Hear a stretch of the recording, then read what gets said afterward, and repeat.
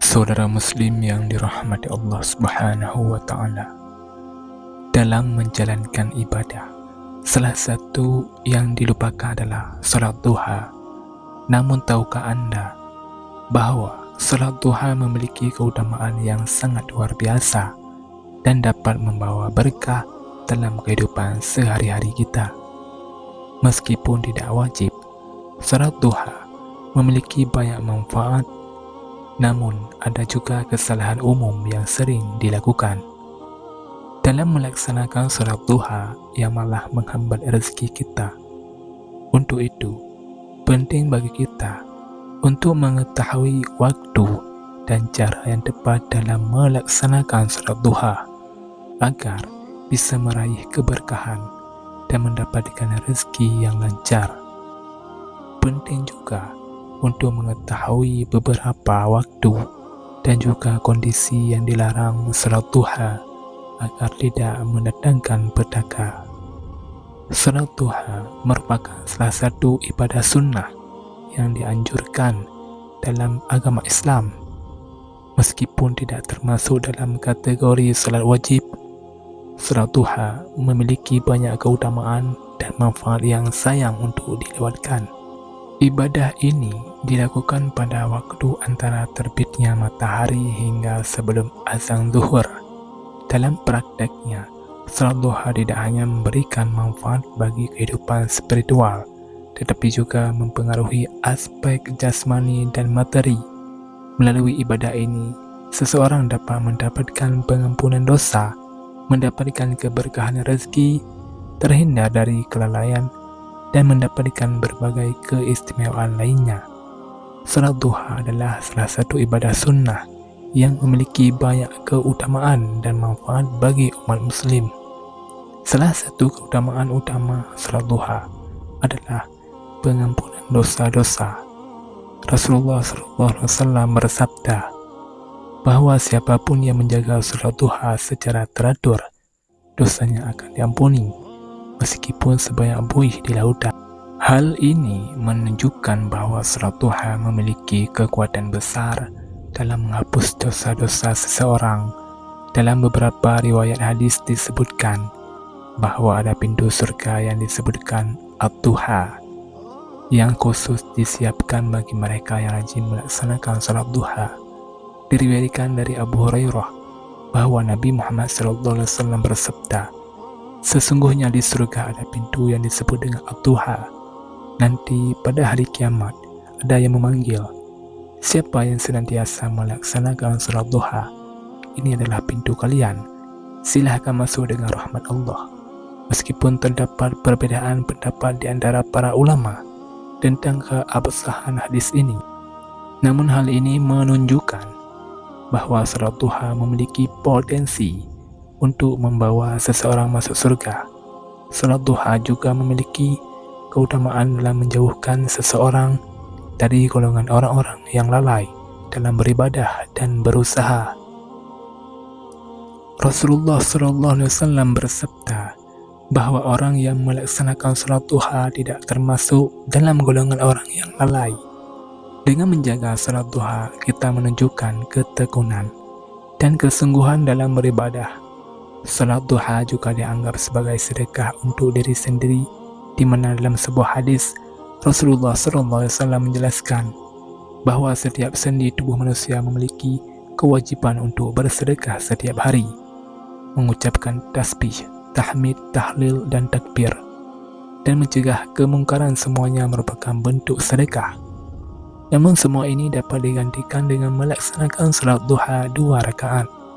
Dengan melaksanakan salat duha, kita memberikan sedekah kepada diri sendiri dalam bentuk amalan yang mendekatkan kita kepada Allah Subhanahu wa Ta'ala. Manfaat penting lainnya salat duha adalah Allah akan mencukupi kebutuhan mereka yang melaksanakannya hingga sore hari tiba. Allah telah menjanjikan bahwa setelah kita melaksanakan salat duha, Dia akan mencukupi kebutuhan kita. Hal ini memiliki rasa aman dan keyakinan bahwa Allah selalu menjawab hambanya yang menjaga salat duha.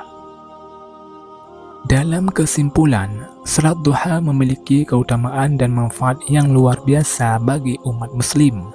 Para sahabat begitu pentingnya menjaga kualitas dan pelaksanaan yang benar dalam salat duha. Sangatlah disayangkan bahwa seringkali terjadi kesalahan yang mengurangi manfaat dan keberkahan yang seharusnya dirasakan.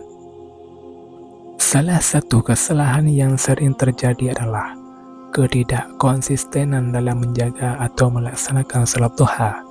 Beberapa orang mungkin hanya melaksanakan secara sporadis atau hanya pada beberapa kesempatan tertentu. Padahal keutamaan salat duha dapat dirasakan secara maksimal jika dilakukan secara istiqamah, yaitu secara rutin dan teratur. Rasulullah SAW bersabda, "Seandainya kalian bersungguh-sungguh bertawakal kepada Allah, sungguh Allah akan memberikan rezeki sebagaimana Allah memberi rezeki kepada seekor burung yang pergi dalam keadaan lapar dan kembali dalam keadaan kenyang." Ketidakistiqomahan dalam melaksanakan salat duha dapat mengurangi manfaat dan keberkahan yang seharusnya didapatkan.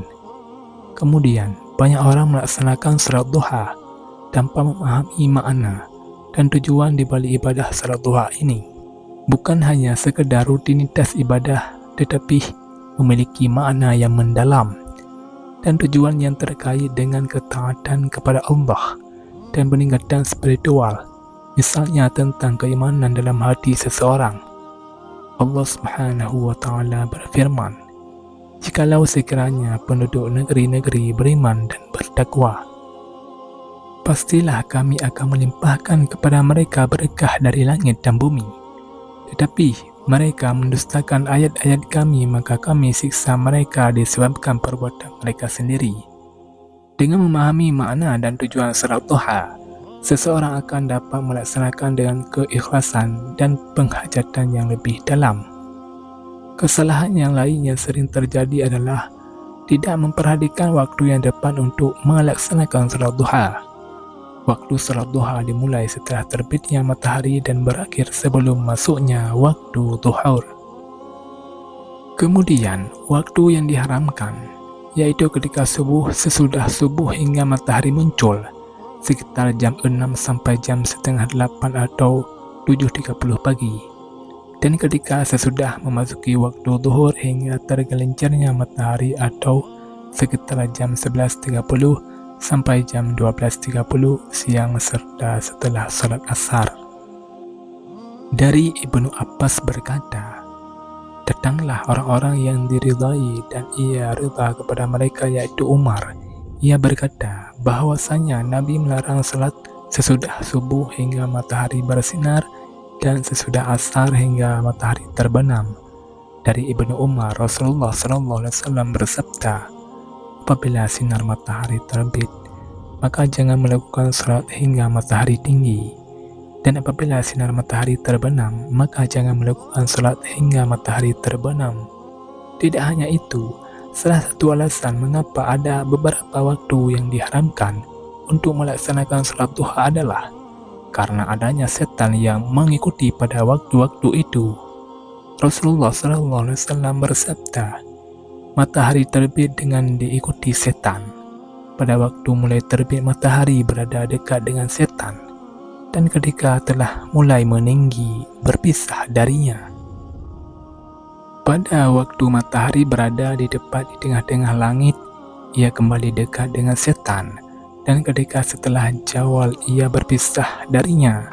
Pada waktu hampir terbenam, ia dekat dengan setan, dan setelah terbenam ia berpisah lagi darinya. Mengabaikan waktu yang telah ditentukan dapat mengurangi keberkahan dan manfaat yang seharusnya didapatkan dari salat duha dan malah mengundang petaka. Jika melakukan kesalahan ketika melaksanakan salat duha, penting untuk menghayati setiap rakaat yang dilakukan salat duha. Bukan hanya sekedar gerakan fisik, tetapi juga gerakan momen untuk berkomunikasi dengan Allah Subhanahu wa Ta'ala dan memperkuat ikatan spiritual. Kita harus sadar bahwa Allah tempat untuk memohon, bukan tempat untuk meminta-minta. Pengerjaan salat seharusnya secara khusyuk dan ikhlas, bukan seperti orang yang meminta imbalan, apalagi meminta imbalan tanpa melakukan sebuah usaha. Beberapa ulama memberikan nasihat, salat duha disunnahkan oleh Nabi kepada sahabat-sahabatnya yang rajin bekerja. Nabi mengerjakan kepada mereka yang aktif bekerja di pagi hari untuk melaksanakan salat sunnah duha di tengah kesibukan mereka. Namun sekarang banyak orang yang menganggur dan baru kemudian melaksanakan salat duha. Beberapa ulama menjelaskan bahwa untuk menjadi kaya dengan salat duha, salat tersebut harus dilakukan ketika seseorang sibuk bekerja, namun teringat pada Tuhannya. Kesalahan umum yang juga sering terjadi adalah ketika salat duha hanya berfokus pada permohonan duniawi dan seperti permintaan yang tidak bisa ditawar. Ketahuilah bahwa ibadah memiliki cakupan yang lebih luas daripada sekedar kebaikan, karena setiap kebaikan adalah ibadah, namun tidak setiap ibadah memiliki nilai kebaikan. Pernyataan yang berbeda, tetapi sejalan dengan hal itu juga pernah disampaikan oleh seorang ulama. Ia mengatakan bahwa salat duha seringkali dianggap sebagai ibadah yang dapat mengalirkan rezeki, namun hal ini dapat menyebabkan seseorang menyalahkan ibadahnya jika tidak memperoleh hadiah yang diinginkan. Meskipun demikian, jika seseorang muslim tetap mengkhususkan salat duha untuk hal-hal yang bersifat duniawi, maka Allah telah memberikan peringatan melalui firman-Nya dalam Al-Quran. Jika seseorang menginginkan keuntungan di akhirat, kami akan menambahkan keuntungan tersebut baginya. Dan jika seseorang menginginkan keuntungan di dunia, maka kami juga akan memberikannya, namun tidak ada sedikit pun keuntungan di akhirat baginya. Dalam kitab tafsir Al-Muhtasar dijelaskan bahwa seluruh ibadah seorang hamba yang hanya menginginkan kekayaan duniawi tidak akan mendapatkan imbalan sedikit pun di akhirat, karena mengutamakan urusan dunia daripada urusan akhirat. Maka dari itu, sahabat mengabaikan penghayatan dalam salat duha dapat membuat ibadah tersebut menjadi sekedar rutinitas tanpa makna yang mendalam. Kesalahan berikutnya yang sering terjadi adalah tidak mengamalkan keutamaan salat duha dalam kehidupan sehari-hari. Salat duha seharusnya menjadi pemicu untuk meningkatkan kualitas kehidupan secara keseluruhan, termasuk dalam berbagai aspek seperti akhlak, pekerjaan, hubungan sosial, dan lain sebagainya. Kita ambil contoh untuk masalah sedekah. Perumpamaan nafkah yang dikeluarkan oleh orang-orang yang menafkahkan hartanya di jalan Allah adalah serupa dengan sebutir benih yang menumbuhkan 7 bulir, pada tiap-tiap bulir 100 biji. Allah melipat gandakan ganjaran bagi siapa saja yang Dia kehendaki, dan Allah maha luas karunia-Nya lagi maha mengetahui. Walaupun salat duha kita rajin, namun kita melupakan sedekah, Allah tidak akan sudi memberi rezeki karena kita tergolong orang yang kikir. Begitu pula jika kita rajin salat duha namun masih suka bermaksiat, Allah malah memberi kita yang pedih. Dan apa saja musibah yang menimpa kamu maka adalah disebabkan oleh perbuatan-perbuatan tanganmu sendiri, dan Allah memaafkan sebagian besar dari kesalahan-kesalahanmu. Maksiat dan perilaku manusia setiap harinya akan mempengaruhi limpahan berkah dan kasih sayang Allah. Mengabaikan implementasi keutamaan salat duha dalam kehidupan sehari-hari dapat membuat manfaat yang terbatas dalam konteks ritual semata. Dampak dari kesalahan-kesalahan tersebut, ketidakmaksimalan dalam mendapatkan manfaat dan keberkahan yang seharusnya didapatkan dari salat duha. Rezeki yang diharapkan pun mungkin tidak tercapai secara optimal. Oleh karena itu, penting setiap individu yang melaksanakan salat duha untuk menghindari kesalahan-kesalahan tersebut dan memperbaiki pelaksanaan ibadah ini dengan sebaik-baiknya. Dari paparan ini dapat disimpulkan bahwa beberapa hal terkait salat duha. Salat duha memiliki banyak manfaat dan keutamaannya bagi kehidupan spiritual dan jasmani kita. Beberapa keutamaan tersebut antara lain dosa-dosa diampuni, potensi masuk surga lewat pintu ad-duha, terhindar dari kelalaian, sedekah untuk diri sendiri, dan dicukupi kebutuhan oleh Allah Subhanahu wa Ta'ala. Namun perlu diingat bahwa melaksanakan salat duha bukanlah jaminan untuk mendapatkan kekayaan materi. Rezeki yang diberikan Allah Subhanahu wa Ta'ala tidak selalu berbentuk harta, melainkan dapat berupa kesejahteraan hidup, kebahagiaan, dan keberkahan dalam berbagai aspek kehidupan. Selain itu, dapat melaksanakan salat duha perlu diperhatikan waktu-waktu yang dilarang untuk melaksanakannya, yaitu setelah subuh hingga matahari bersinar sepenuhnya, ketika waktu zuhur setelah asar, serta setelah asar hingga matahari terbenam. Itulah manfaat dan keutamaan salat duha dalam kehidupan kita serta waktu yang dilarang untuk melaksanakan salat duha. Demikianlah yang dapat saya bagikan. Semoga video ini bermanfaat dan menjadi perantara agar kita senantiasa untuk meningkatkan ibadah dan ketakwaan kepada Allah Subhanahu wa Ta'ala. Amin ya rabbal alamin. Wallahu a'lam bishawab. Assalamualaikum warahmatullahi wabarakatuh.